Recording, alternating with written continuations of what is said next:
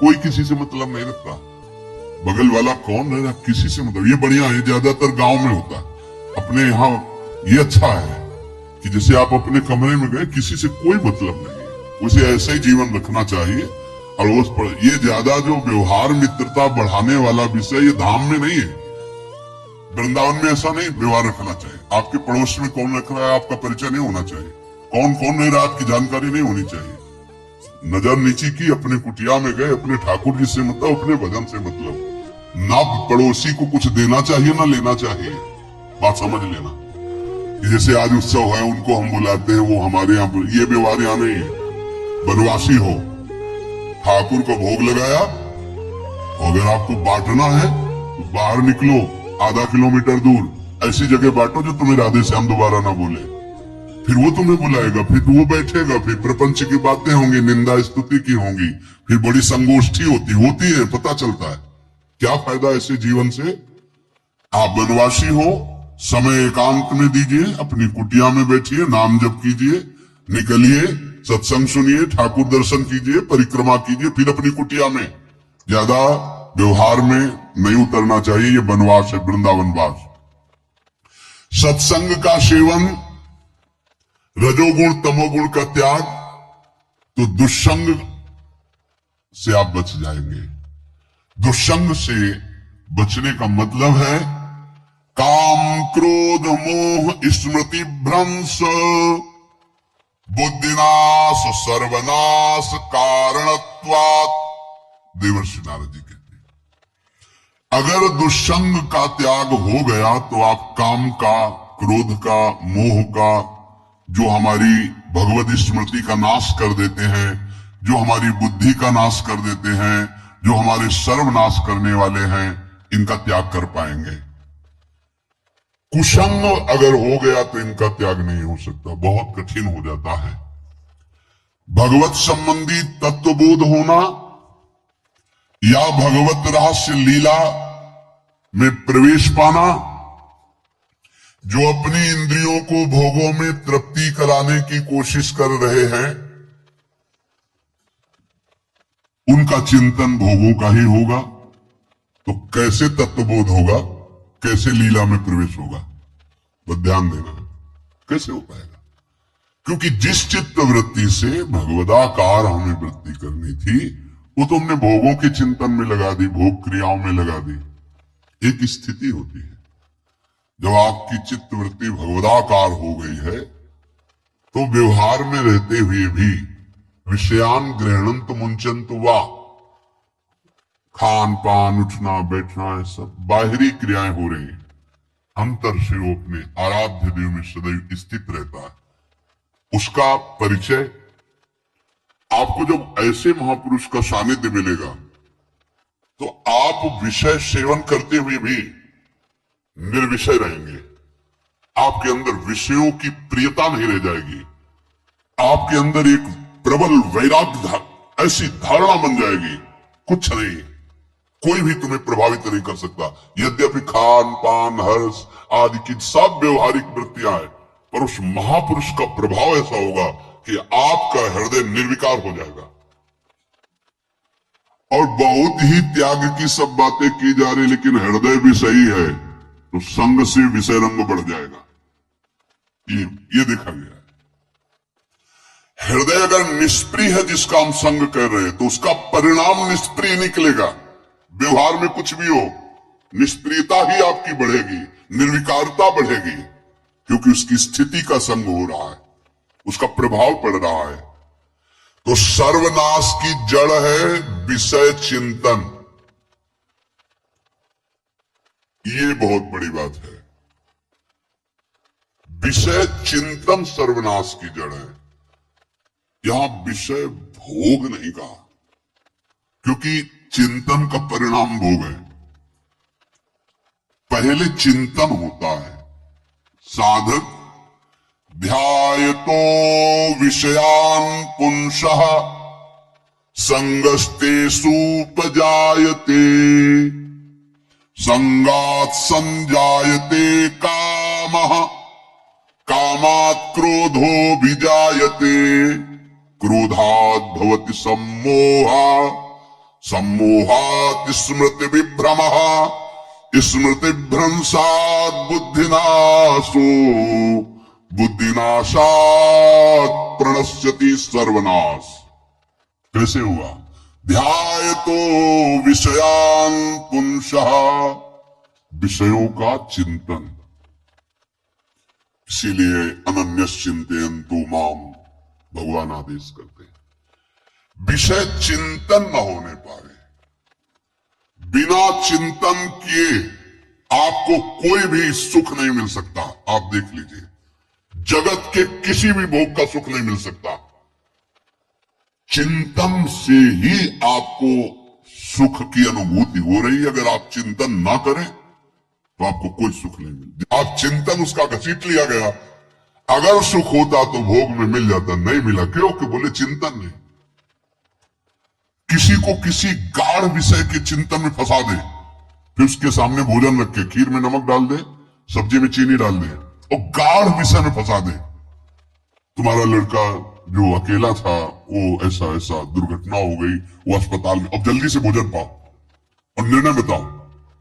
वो बिल्कुल नहीं बता पाएगा कि खीर में नमक था, सब्जी में चीनी थी। उसका चिंतन वहां फंस गया। अगर ऐसे चिंतन हमारा प्रियाजू में फंस जाए तो संसार के साथ क्रियाएं होते हुए भी वो परमहंस है, वो विदेह है। चिंतन, हम लोग चिंतन में चूक कर देते हैं तो फिर क्रियाओं में हमको बंधना पड़ता है। नहीं, सच्ची माने कोई भी क्रिया उसे बांध नहीं सकती। तो क्या जिनका भगवत चिंतन होता है वो असत क्रियाएं भी करते हैं क्या? तो बोले जब चिंतन ही नहीं तो असत क्रिया कैसे हो सकती है? पहले क्रिया के असत चिंतन होता है। आप देखना, कोई भी कार्य पहले चिंतन होता है। इसीलिए यहां कह रहे हैं ध्यायतो विषयान पुंसा संगस्तेषु उपजायते। पहले, सबसे पहले विषय का चिंतन होता है।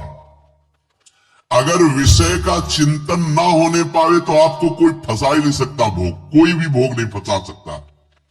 जहां विषयों का चिंतन हुआ तो संग की प्राप्ति, विषय भोग की प्रबल इच्छा, प्रबल आसक्ति, और वो जो चिंतन हुआ था वही आपको सुख दे रहा है। वही, वहां सुख नहीं है, आपके चिंतन का वहां सुख। जैसा चिंतन, अगर आपका चिंतन विक्षिप्त कर दिया जाए, एकाग्र ना होने पाओ तो किसी में आपको सुख नहीं मिलेगा, पक्का। अगर वही चिंतन सावई मना कृष्ण पदार विंदे हो तो कोई सुख है। गोपी जनों के पति भी हैं, पुत्र भी हैं, पूरे परिवार की सेवा करती है और बड़े बड़े परमहंस उनकी चरण रज वंदना करते हैं। क्यों? क्योंकि उनका चिंतन भगवान का हो रहा है। एक भी वृत्ति शरीर चिंतन में नहीं, बलिहारी मुरारी पादार्पित चित्त वृत्ति। विषयों के चिंतन से विषयों में आसक्ति पैदा होती है। आसक्ति से विषय कामना की प्रबलता और क्रिया होती है, और क्रिया में बाधा पड़ने से क्रोध पैदा होता है। क्रोध से मूढ़ता छाती है, मूढ़ता से स्मृति भ्रमित हो जाती है, स्मृति भ्रंश से बुद्धिनाश होता है, और बुद्धिनाश ही सर्वनाश है। इसलिए चित्त का निरंतर अधिक समय तक सावधानी पूर्वक भगवन नाम में, भगवत लीला में, आप सब भगवत कृपा पात्र जन है, चिंतन न बिगड़ने पाए। होता क्या है कि क्रिया से तो हम सावधान है, समाज है, क्रिया से तो हम सावधान क्योंकि समाज भी है, व्यवहार भी है सामने, लेकिन चिंतन तो कोई नहीं जान रहा ना, अंदर ही अंदर हम क्या चिंतन कर रहे हैं। तो साधक चूक कर बैठता है। देखो, बाहर चूक होगी तो उसका प्रायश्चित हो ही जाएगा। चार लोग निंदा करेंगे, पिटोगे, अपमानित होगे, प्रायश्चित। लेकिन अंदर जो हमारा गलत चिंतन हो रहा, पूरा का पूरा अंदर हृदय मलिन कर देगा। हमें उस बात का प्रायश्चित भी नहीं होगा, हमें जलन भी नहीं होगी कि हम गलत चिंतन कर रहे हैं, क्योंकि सावधान नहीं है। खास बात साधना में चिंतन संभालने की है। काम, क्रोध, मोह, स्मृति भ्रंश, बुद्धिनाश, सर्वनाश कारणत्वात्। देवर्षि नारद जी कह रहे, चित्त का जहां अधिक चिंतन होता है वही हमारी तन्मयता बन जाती है, वही हमारा स्वरूप होने लगता है। बोले बहुत कामी पुरुष है, बोले बहुत क्रोधी पुरुष है, बोले बहुत नीच पुरुष है, पूरा संबोधन होने लगा उसके लिए, क्योंकि वो उसी चिंतन से, वैसी क्रियाओं से। अरे बोले तो बड़े भगत हैं, भगवान के स्वरूप है साक्षात। जो हम अधिक चिंतन करते हैं वही क्रियान्वित होता है, जो क्रिया होती चिंतन होती वैसे हमारा स्वरूप बन जाता है, वैसी हमारी स्थिति हो जाती है।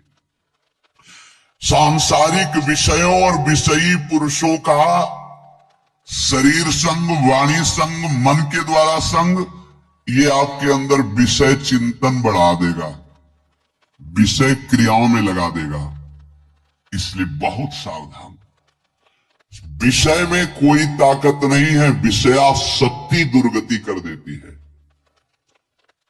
एक बार देवर्षि नारद जी जनक जी से कहा कि आप विदेह राज कैसे हैं, पत्नी भी है, परिवार भी है, सब वैभव भी है,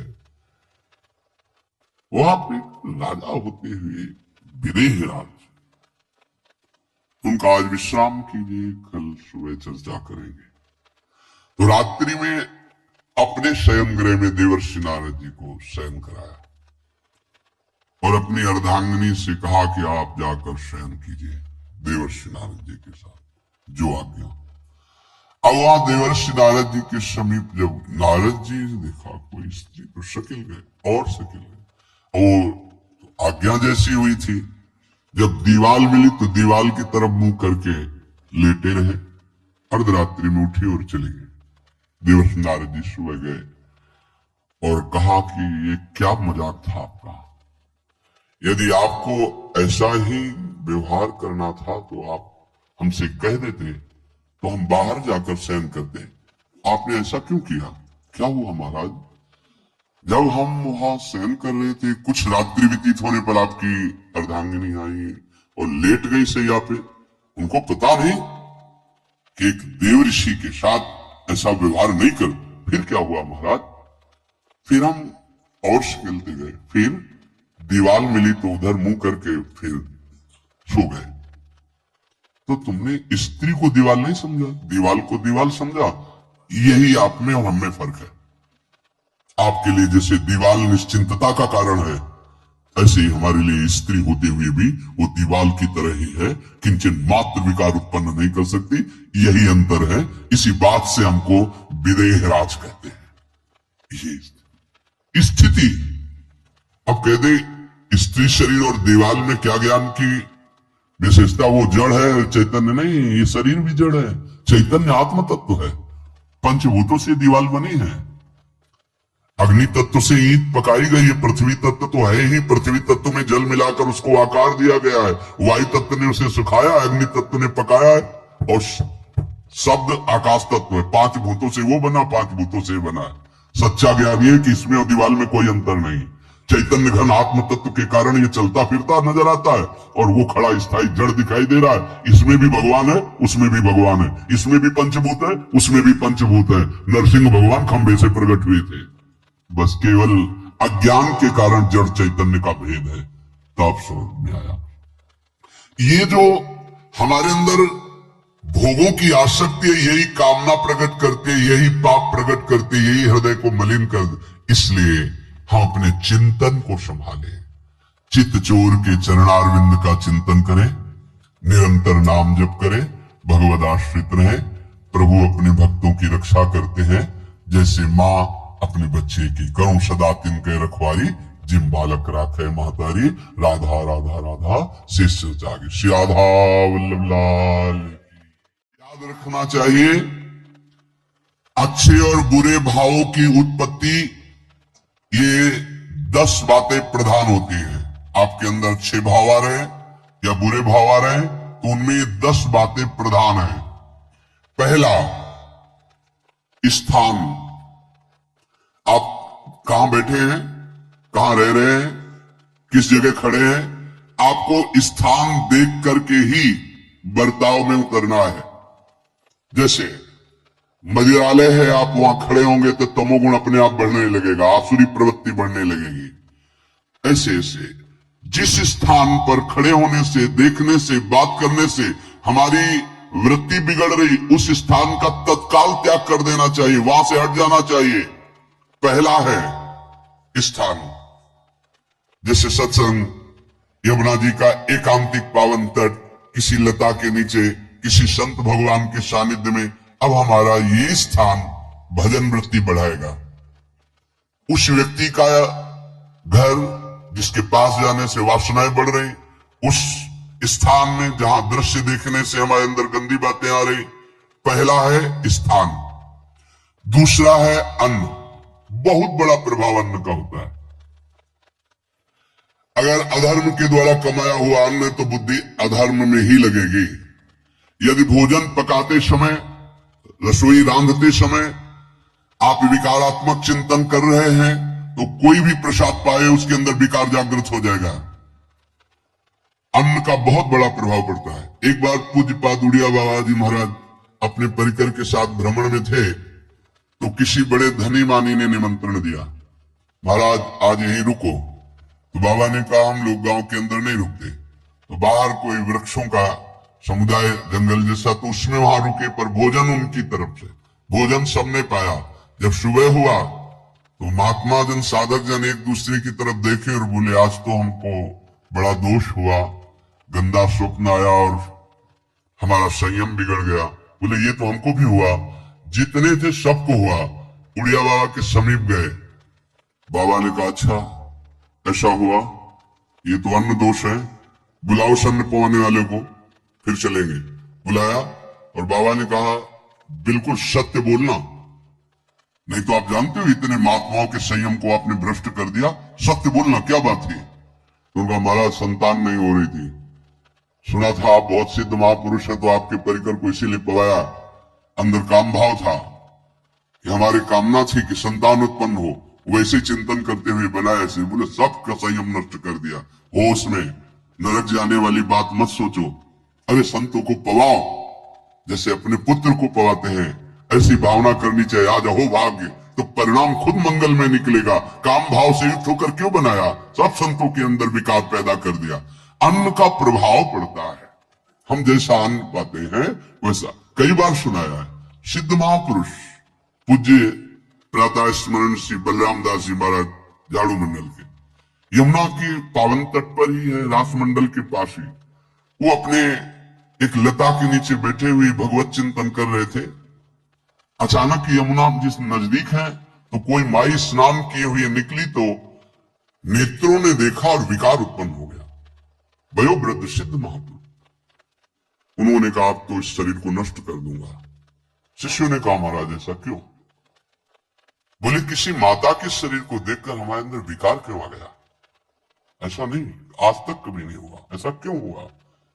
उनका महाराज आपस में सब शिष्यों ने कि कुछ न कुछ तो खान पान में गड़बड़ी हो गई तभी ऐसा हुआ। बाबा आज परिक्रमा करते हैं वृंदावन की, बाद में आप जो आदेश करेंगे जैसा करेंगे, पहले परिक्रमा। वृंदावन की परिक्रमा का बहुत बड़ा प्रभाव। जब कभी मन आपका ऐसा विक्षिप्त हो, परेशान हो, तो काल परिक्रमा प्रारंभ कर देना, नाम जप करते हुए। आप देखना परिक्रमा पूरी होते होते शांति हो जाएगी। बाबा ने खूब नाम कीर्तन करते हुए शिष्यों के साथ परिक्रमा दी, मन का विकार शांत हो गया। उनका ऐसा कैसे हो सकता है कि हमारे अंदर विकार आ गया? ये बड़ी सूक्ष्मता का विषय है। कल प्रसाद कहां से आया था? उस समय लाडले गोविंद देव जी महाराज यही विराजमान थे वृंदावन में। बोले तो ठाकुर गोविंद देव जी का प्रसाद आया था।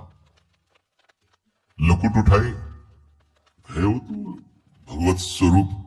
तस्मित तज्जने भेदा भावान, भगवान और भगवान के ऐसे जनों में भेद नहीं होता, वो भगवत स्वरूप होते हैं। गए और कहा बताओ आपका प्रसाद न पावे तो अपराध लगे कि प्रसाद नहीं पाया, और प्रसाद पावे तो हमारे अंदर काम जागृत हो जाए, हम तो मरे ना दोनों तरफ से। तो ठाकुर जी बात कर रहे थे, दूसरों को नहीं सुनाई दे रहा था। कह रहे थे कि देखो नाराज मत हो, कलकत्ता की वैश्या थी, उसने भोग लगाया, उसने भोग लगाया तो हमने चख पाया। तो आपको प्रसाद का किनका लेना चाहिए? किसने कहा था कि पूरा प्रसाद पाइए? जरा किनका ले लेते हो, मधुकरी पाते। हाँ ये बात ये बात आपकी मान, तो हमारा तो पूरा विश्व है, कोई भी भोग लगाएगा हम तो पाएंगे। हमारे प्रसाद की निष्ठा आप सबके हृदय में, तो किनका लीजिए, पूरा मत पाइए। सोचिए, भगवत अर्पित प्रसाद और वृत्ति, भगवान ने आदेश किया किनका पाओ, माधुकरी मांग के खाओ। यहां वर्णन कर रहे, यदि हम अन्न थोड़ा भी हमारे अंदर दूषित चला गया, तो जब कभी ऐसी विकार की भावना हो, आपके अंदर विकार बन रहा है, तो खोजिए। आपने कोई दृश्य देखा है, आपने किसी से बात की है, आपने कोई ऐसा संकल्प बनाया, नहीं, तो फिर भोजन दोष आ गया। अब आज उपवास कर दो, जब तक वो वृत्ति न नष्ट हो तब तक कुछ मत पाना, जल से काम चलाना, तो एक दिन एक पहर अपने आप शांत हो जाएगा। अगर बहुत विकलता हो रही तो नाम कीर्तन शुरू कर दो, भोजन मत पाना, नाम कीर्तन शुरू, बिल्कुल शांति मिल जाएगी, बिल्कुल। और ये तो उदाहरण महापुरुष इसलिए देते कि हम सावधान रहें।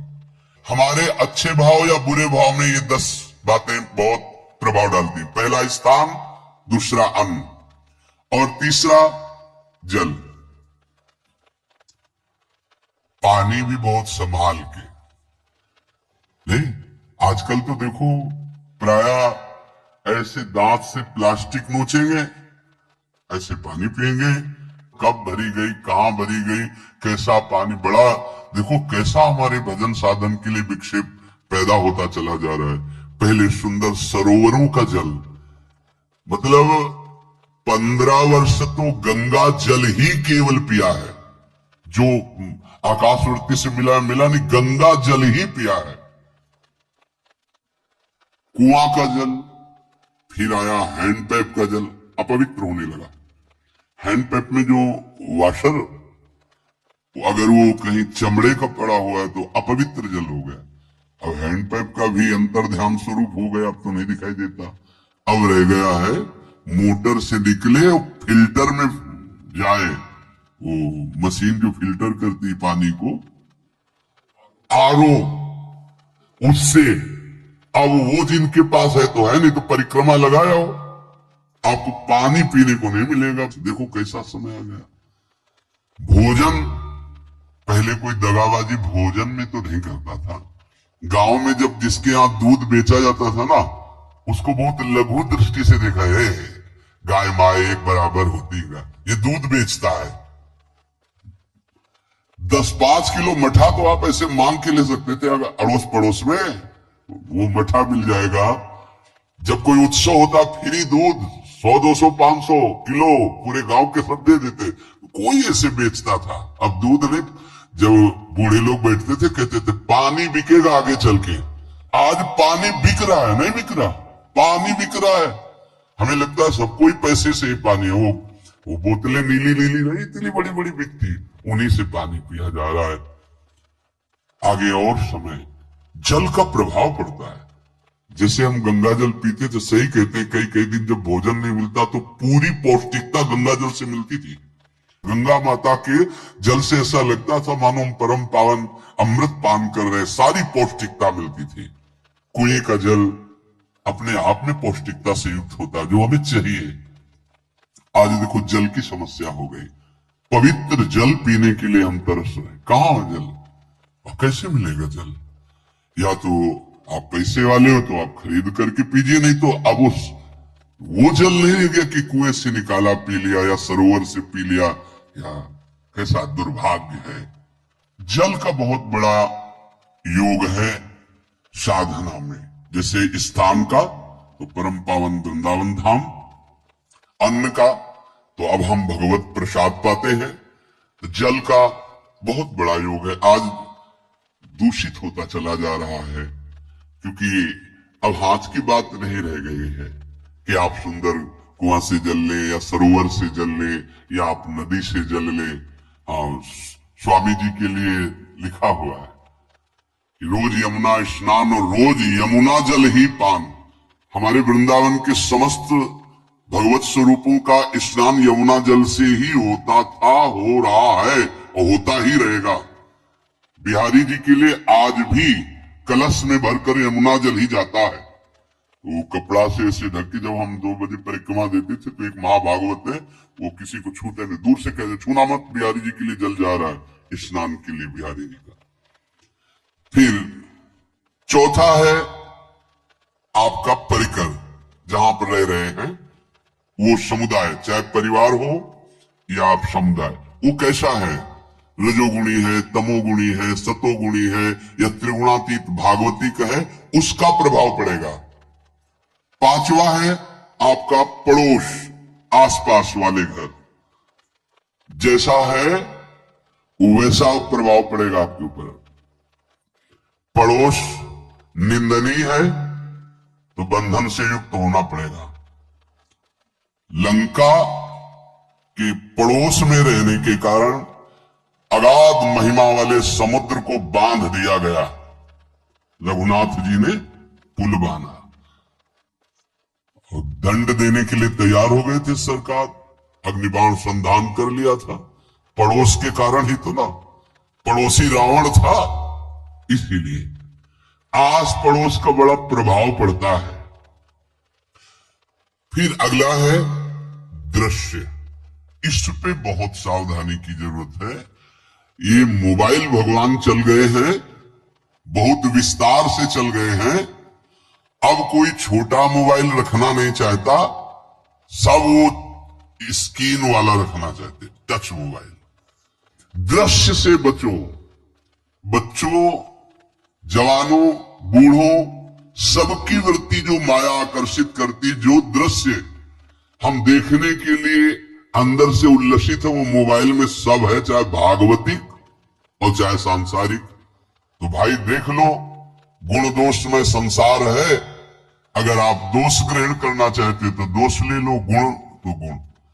बहुत बहुत खतरनाक विषय है और बहुत लाभदायक विषय है। किसी संत की वाणी एक बार समझ में नहीं आई, अगर हम 10 बार सुने तो समझ में आ जाएगी, ये लाभदायक है। कभी कोई किसी से बात करनी, पहले जाए तो पोस्ट कार्ड चलते थे, एक कार्ड, वो 15 पैसे का इतना बड़ा वाला आता था, 25 पैसे का बंद वाला लिफाफे में आता था, नीले नीले कागज का 15 पैसे वाला कार्ड, उसमें चिट्ठी जाती थी महीनों में। कभी यहां 1 मिनट में अमेरिका से बात कर लो, कितनी बढ़िया बात हो गई। उसका दुरुपयोग ना करो। अब हमारी इतनी चंचल वृत्ति है कि दुरुपयोग करने के लिए उत्साह बढ़ जाता है। बोले अब सब काम हो गया है, वे एकांत सेवन कर रहे हैं, अंदर से सिटकिनी बंद और मोबाइल भगवान का संग शुरू। 2-4 मिनट सत्संग और अच्छे दृश्य देखे, फिर बगले में वहां सब होता है कि आप बस उसको ऑन कीजिए, फिर जो मनोरंजन शुरू होता है, फिर उपासक मिटिया मेट हो जाता है। ये बहुत सावधानी की बात कह रहे। वैसे हमें लगता है यदि आपको इस बड़े कार्य वाले ना हो तो छोटा मोबाइल रखे तो अच्छा रहता है। तो इसलिए ये एक ऐसा कलयुग भगवान ने रचा है कि बचा पाना बड़ा मुश्किल है। इससे वृत्ति को बचाओ, जो बचा ले गया वो आगे साधना कर सकता है। बहुत सावधान बच्चों। हमें लगता है यदि आपका मन चंचल हो, आपके शासन में ना हो, तो स्क्रीन वाला मोबाइल हो अपने माता पिता को दे देना चाहिए। और हम कहते रखो, छोटा वाला रखो, कभी कोई आपत्ति विपत्ति या सूचना देनी हो, बढ़िया काम करता है। जरूरी नहीं है इतना बड़ा लेके चलना। हाँ, अगर आपको बहुत राजकीय विभाग के कार्य है तो बात अलग है कि कौन सी सामान कहाँ कैसे, तो वहां से वीडियो भेज रहा है, वो चेक कर रहा है, यस हाँ ठीक है अब चलो। अपने को क्या काम है? सत्संग अगर सुनना है तो सत्संग सुनने के अलग ही यंत्र आते हैं, चला दो उसमें, वो इतनी बड़ी लगती है, उसमें चिप हो, पेन ड्राइव ऐसे लगा दो और सत्संग सुनो। जरूरी वो दृश्य वाला रखो। यहां कह रहे दृश्य, अगर गलत दृश्य देखा तो बावरे बन जाओगे और अच्छा दृश्य देखा तो भगवान के मार्ग के पथित बनोगे। तो देखो, अच्छे दृश्य में भी दोष दर्शन की वृत्ति की गुंजाइश है। जैसे कोई लीला हो रही है, लीला के पात्र, जैसे हमारे ब्रजमंडल में रास लीला होती थी, ऐसे 12 वर्ष 13 वर्ष के लीला पात्र, सब नव किशोर, जहां भाव ही बने रोते रहो। अब वहां बड़े बड़े लीला पात्र हैं, अगर हमारी भावना शासन में नहीं है तो हम अंग प्रत्यंग के दर्शन से हमारी हाव भाव वहां जो हो रहा है उससे हमारी वृत्तियां बिगड़ जाएं। जब छोटे छोटे लाडली लाल परस्पर खेलते हैं तो केवल आशीर्वाद देने का, रोने का मन होता है। अगर आप लीला भी देख रहे हैं तो बहुत सावधानी की जरूरत है, क्योंकि वो चिदानंद शरीर नहीं है, पांच भौतिक शरीर। हमारी दृष्टि पंचभूत में लगी हुई है। नाम जप करो, लीला गायन करो, फिर देखो जो लीला है, यही जीवन का परम सुख मिलेगा। सच्ची मान लीजिए। बस हम बार बार ये कहते हैं, मोबाइल का सदुपयोग कीजिए, दुरुपयोग नहीं। मोबाइल बुरा नहीं, उसका प्रयोग बुरा है। दृश्य और साहित्य वैसे ही मनोवृत्तियां फिसलने वाली है, और जब ये आ गया कि फिसलाने में कितना लाभ है तो ऐसा कोई साहित्य और आलोचना, ऐसी कोई वार्ता ना करे जिससे हमारे अंदर गंदे भाव आवे। यदि अच्छी चर्चा करते तो अच्छे भाव आते। देखो अभी ऐसी कोई भावुक चर्चा होने लगे तो सबका हृदय द्रवित हो जाएगा, और गंदी चर्चा हो तो हमारा हृदय विकार युक्त हो जाएगा। और कार्य, आप जो कार्य करते हैं उसका प्रभाव आपके मन के ऊपर पड़ता है। और उपासना, आप उपासना भोगों की करते हैं या योग की करते हैं, ये 10 से भाव बनते हैं और 10 से भाव बिगड़ते हैं। स्थान, अन्न, जल, परिवार, अड़ोस पड़ोस, दृश्य, साहित्य, आलोचना, आजीविका का कार्य और उपासना। यदि ये भागवतिक हुए तो आपके अंदर भगवत भाव बढ़ेगा, और यदि ये रजोगुणी तमोगुणी हुई तो आपके अंदर आसुरी भाव बढ़ेगा। इन 10 से सावधानी पूर्वक व्यवहार होना चाहिए। जैसे आस पड़ोस में है तो बड़ी सुविधा है, यहां कोई किसी से मतलब नहीं रखता। बगल वाला कौन रह रहा, किसी से मतलब, ये बढ़िया है। ज्यादातर गांव में होता है। अपने यहां ये अच्छा है कि जैसे आप अपने कमरे में गए, किसी से कोई मतलब नहीं है, उसे ऐसे ही जीवन रखना चाहिए। अड़ोस पड़ोस, ये ज्यादा जो व्यवहार मित्रता बढ़ाने वाला विषय, ये धाम में नहीं है। वृंदावन में ऐसा नहीं व्यवहार रखना चाहिए। आपके पड़ोस में कौन रख रहा है आपका परिचय नहीं होना चाहिए, कौन कौन रह रहा है आपकी जानकारी नहीं होनी चाहिए। नजर नीची की, अपने कुटिया में गए, अपने ठाकुर जी से मतलब, अपने भजन से मतलब। ना पड़ोसी को कुछ देना चाहिए ना लेना चाहिए, बात समझ लेना। कि जैसे आज उत्सव है, उनको हम बुलाते हैं, वो हमारे यहाँ, ये व्यवहार यहाँ नहीं है। बनवासी हो, ठाकुर को भोग लगाया, अगर आपको बांटना है तो बाहर निकलो, आधा किलोमीटर दूर ऐसी जगह बांटो जो तुम्हें राधे श्याम दोबारा ना बोले। फिर वो तुम्हें बुलाएगा, फिर वो बैठेगा, फिर प्रपंच की बातें होंगी, निंदा स्तुति की होंगी, फिर बड़ी संगोष्ठी होती है, पता चलता है। क्या फायदा ऐसे जीवन से। आप वनवासी हो, समय एकांत में दीजिए, अपनी कुटिया में बैठिए, नाम जप कीजिए, निकलिए, सत्संग सुनिए, ठाकुर दर्शन कीजिए, परिक्रमा कीजिए, फिर अपनी कुटिया में। ज्यादा व्यवहार में नहीं उतरना चाहिए, ये वनवास है, वृंदावनवास।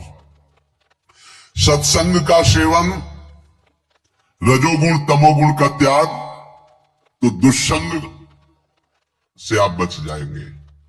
दुष्संग से बचने का मतलब है काम क्रोध मोह स्मृति भ्रंश बुद्धिनाश सर्वनाश कारणत्वात्।